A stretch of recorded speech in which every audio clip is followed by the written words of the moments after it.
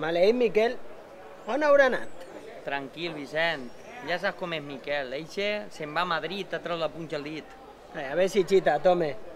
A este sanguango li tira més un pèl de figa que una maroma de barco. Però si tu l'altre dia fares igual amb l'Antònia.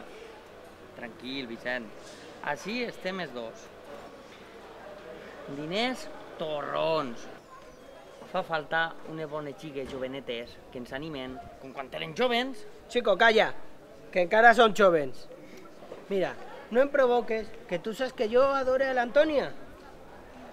A més, si tu no t'has mitjat un torrat en ta vida, flipat. Això és el que creus tu, a muntons.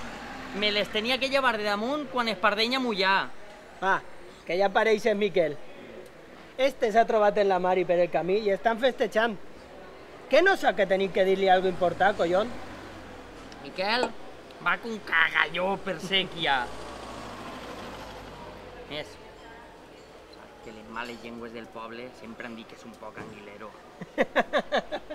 Anguilero. Mira, Joan, tot ratpenat busca el seu forat i este sap on s'aixoca el dimoni. La veritat és que un poc fantasma sí que és. Mira, per ahí ve el picaflor.